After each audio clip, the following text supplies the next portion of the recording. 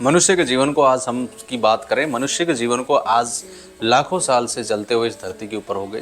लेकिन अगर हम आज बात करेंगे सभ्यता के ऊपर, यानी कि सभ्यताएं का मतलब ये होता है कि लाखों साल से हमारे ह्यूमंस बहुत सालों से रह रहे हैं। लेकिन जो सभ्यता का मतलब ये होता है कि आप एक जगह बैठो, एक जगह एक सिटी बसा के एक तरह से एक मकान बनाओ, आप फसल करो, आप जानवर को पालो, जो गाय भी है उनको बोलते हैं सभ्यता। एक तरह से सबसे पहले वर्ल्ड के अंदर सभ्यता कौन सी है, ये इसकी अब बात करेंगे।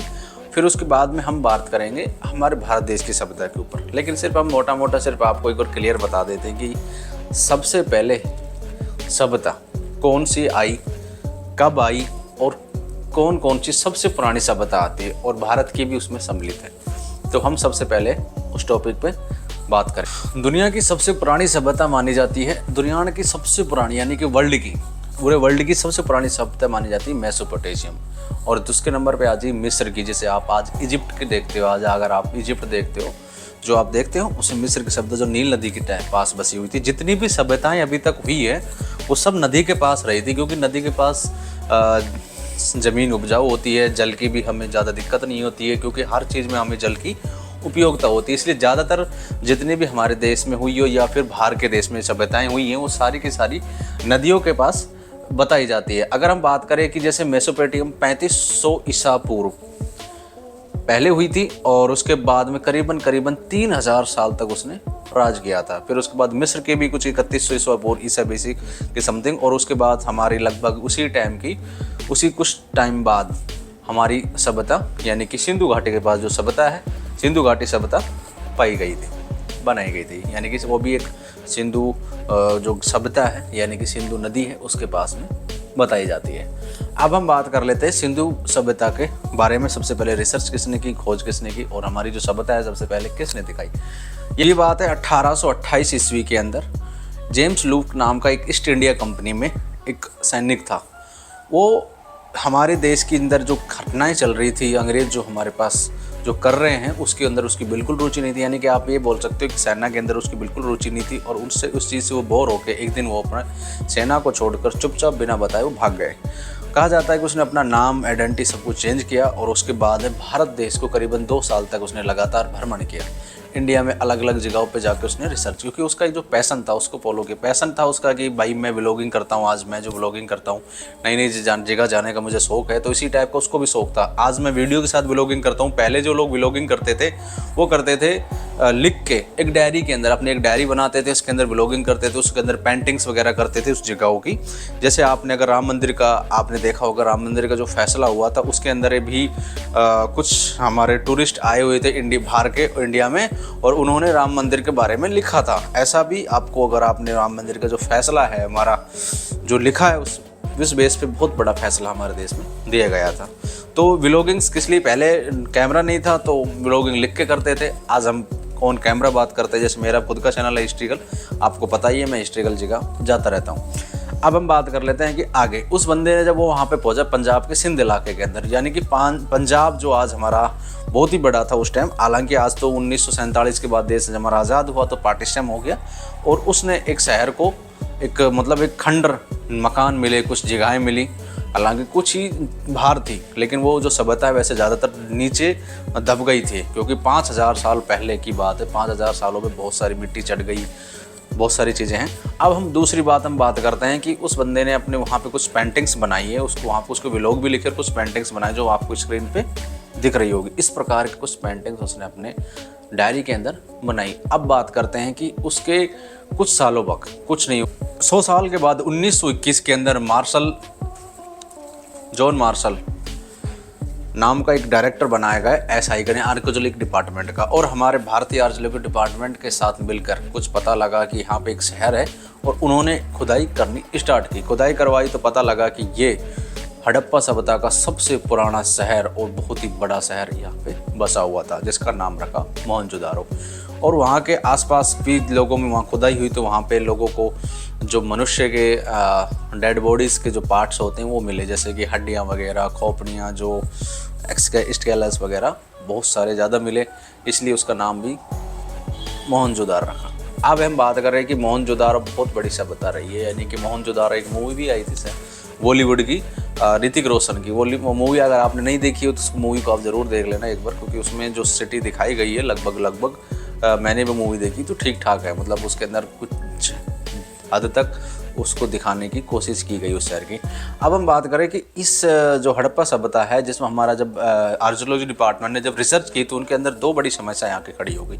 उसको कुछ इस प्रकार की मोहरें मिलाई, यानी कि उनकी जो लैंग्वेज है वो क्या है। ये आप स्क्रीन पे जो सिक्के आप देख पा रहे होंगे, इस प्रकार के उन्होंने यहाँ सिक्के मिले बहुत सारी खुदाई के अंदर। इसके अंदर एक जो सबसे ज़्यादा सिक्का हमें दिखाई देता है वो आपको दिख रहा होगा एक स्क्रीन पे, जिसके अंदर एक सिंगा नाम का कोई जानवर है, जिसके अंदर एक सींग है सिर के ऊपर और एक मिनट नॉर्मली। लेकिन ये जो जानवर है किस लिए, ये सिक्के जब से ज़्यादा है, अब ये जानवर शायद आज के दिन तो एग्जिस्ट भी नहीं करता है, और ये कौन सा जानवर ये आज तक हम पता भी नहीं लगा पाए। उनकी लैंग्वेज क्या है, क्या बात करना चाहते हैं, क्या मतलब क्या कहना चाहते हैं, हम आज तक कोई चीज़ को पता नहीं मिली। IIT खड़ग जो हमारी देश के अंदर यूनिवर्सिटी है, उसके अंदर बहुत सारी चीज़ें हमें एक्सप्लोर भी करने के लिए मिलती हैं। उनका तो ये भी कहना है कि जो सिविलाइजेशन जो आज हम 5000 साल बताते हैं, लेकिन बल्कि वो कहते हैं कि ये 8000 साल पुरानी हो सकती है, ऐसा भी वो लोग बताते हैं। दूसरी बात होती है कि ऐसी इतनी बड़ी सभ्यता ख़त्म कैसे हो गई, यानी कि गायब कैसे हो गया अचानक से। मतलब 5000 साल तक वो सभ्यता लगभग हमारे देश के अंदर रही है, और एक अचानक से ऐसा क्या हो गया इनके साथ कि उनकी डेथ हो गई, एक साथ सभी के सब लोग मर गए और ये सभ्यता पूरी तरह से बिल्कुल भारत देश से ख़त्म हो चुकी है। अब हम बात करें कि आगे चल के इसके बारे में थोड़ा आगे चलेंगे, लेकिन उससे पहले हम थोड़ी सी इस टॉपिक पर बात करेंगे। कई लोग तो इस सभ्यता को महाभारत से भी जोड़ते हैं।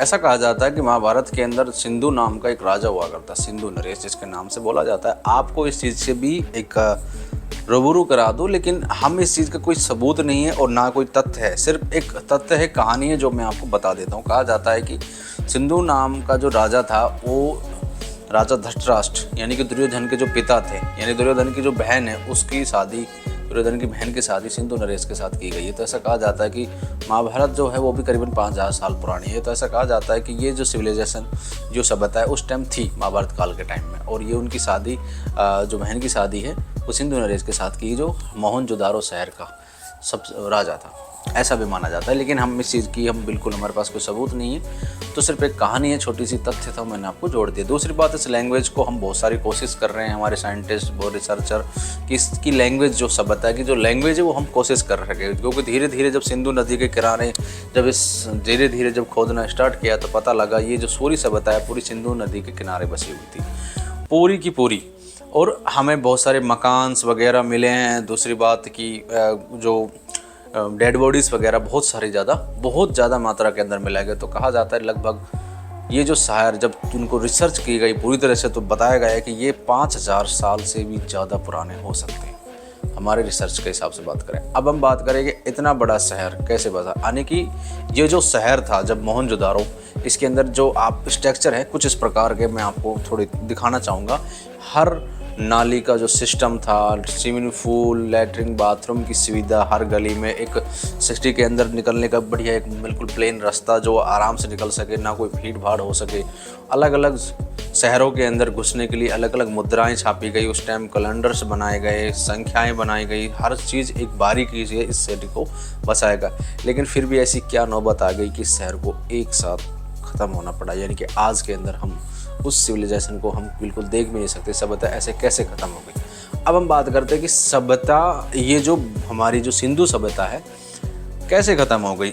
हम सिर्फ एक थ्योरी दे सकते हैं, इसके अंदर भी हमारे पास कोई एग्जिस्ट आंसर नहीं है कि ये सभ्यता इसलिए ख़त्म हो गई होगी। जैसे कि हम सबसे पहला जो बेसिक थ्योरी आ जाता है कि जो सिंधु नदी है उसको अंदर एक सरस्वती नदी भी बहती थी, हमारी प्लैनेटस धरती के अंदर कुछ ख़त्म हो गई, तो हो सकता है सरस्वती नदी सूख गई थी, और नदी सूखने के बाद में ये लोग धीरे धीरे ख़त्म हो गए। एक है, एक दूसरी आती है कि एक बहुत बड़ी बीमारी आई थी, वो फैल गई थी पूरे सिटी के अंदर, पूरी सभ्यता के अंदर मतलब, और लोग सारे मर गए। लेकिन हम इन थ्योरीज पे सिर्फ बातें कर सकते हैं, हमें कोई एग्जिट आंसर नहीं मिलता है। जैसे कि अगर आप मिस्र की बात करें तो मैं अलग ही मैं बात करूंगा, लेकिन जैसे कहा जाता है कि उनकी जो सभ्यता है भारी आक्रमणों की वजह से ख़त्म कर दी गई थी, जिसमें सुमेरियन सभ्यता जब सबसे पुरानी मानी जाती है और सबसे ही बेस्ट है, क्योंकि उन्होंने ही कैलेंडर्स वगैरह गिनती तक सीख ली थी। पहला जानवर पालना उन्होंने सीखा, खेती करनी उन्होंने सिखाई हमसे सबसे पहले, जो कि लाखों साल से इंसान का जीवन जी रहा था। लेकिन बहुत सारी चीज़ें हैं जो हमें एक्सप्लोर करनी होती है, यानी कि पता नहीं था, लेकिन उन्होंने सबसे पहले खेती करना स्टार्ट किया जानवर वगैरह का। लेकिन हम उसकी एक अलग से वीडियो बनाएंगे कि सुमेरियन सभ्यता भी के अंदर भी 3 सभ्यताएं आती मिलके मेसोपोटामियम बनती है, एक अली नहीं बनती, उन तीनों को मिलाकर मेसोपोटामियम सभ्यता बनती है। उसमें हम बाद में बात करें मिस्र की भी। चीन की तो रिसेंटली थी जब उस टाइम, तो चीन को ज़्यादा पुरानी नहीं माने जाते, क्योंकि उस टाइम चीन की सभ्यता सिर्फ मतलब पैदा ही हुई थी, ऐसा मान सकते हो आप उसी टाइम। तो ज़्यादा जो 3 सबसे पुरानी सभ्यता मानी जाती है वो यही मानी जाती है, मिस्र की, मेसोपोटामियम और सिंधु सभ्यता। इनके अलावा कोई सभ्यता नहीं। बाकी अभी इस पे आज के दिन भी शहरों के ऊपर रिसर्च चल रही है। जैसे आप कुछ शहर हमारे इंडिया के अंदर भी आते हैं, जैसे आज आका हड़प्पा सभ्यता को अगर आप सर्च करते हो तो पाकिस्तान के अंदर है।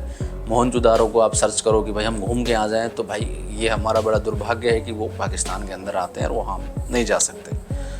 और शायद अगर हमारे देश के कुछ मसले सही हल हो जाएं तो हम उस शहर को शायद देख पाएँ। आज भी बिल्कुल उस सिटी शहर दिखाई देता है बिल्कुल। और उस हड़प्पा सभ्यता के अंदर तो अगर आप वीडियो वगैरह सर्च करोगे यूट्यूब पे, ब्लॉगिंग वगैरह मिल जाएगी, वहाँ पे बुद्ध वगैरह का भी कुछ मंदिर वगैरह भी बना हुआ है, ऐसा भी कहा जाता है। लेकिन मैंने कुछ वीडियोस देखी हैं, मैं एग्जैक्ट कोई कह नहीं सकता क्योंकि मैं कभी गया नहीं हूँ। जैसे हमारे गुजरात साइड ने बहुत सारे हड़प्पा सभ्यता के 2-4 गांव मिले हैं, जिन्हें आप धोलीवाड़ा वगैरह मिलता है, जिसे हम देख सकते हो।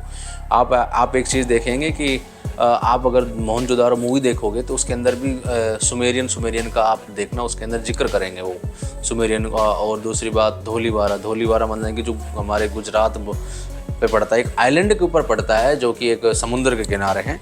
और आपको मैं बता दूं इस चीज़ कि आज उस शहर जो है धोलीवाड़ा जो गांव है, उसमें हम जा सकते हो, आराम से घूम भी सकते हो, आप देख के आ सकते हो। तो उसका भी आप जिक्र है, मूवी को आप देखना और समझने की कोशिश करना उस मूवी को किस प्रकार का डिज़ाइन किया गया। हिंदी लैंग्वेज के अंदर है, कोई दिक्कत नहीं है, एक फेस्टिवल के लिए बनाया गया है। और जो शहर है, जो आज हमारी जो आर्कियोलॉजिकल डिपार्टमेंट जिसने हमें इतनी रिसर्च के बाद, यानी IIT की जो हमारी रिसर्च के बाद हमें जो बताई है, उसी बेसिक्स पे वो मूवी बनाई गई है। वैसे तो देख लेना, बाकी अच्छी लगेगी आपको मूवी, और मुझे भी थोड़ी अच्छी लगी।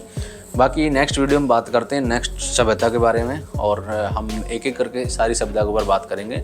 मेसोपोटामियम के बारे में मैं बात करूंगा नेक्स्ट वीडियो के अंदर, और उसके बाद मिस्र की। ये 2 सभ्यताएं हैं जो बिल्कुल मेन हैं और बहुत पुरानी बताई जाती है, और ये इन साथ की, ये तीनों सभ्यताएं लगभग साथ की, कुछ साल का अंतर है, कुछ ही सालों का।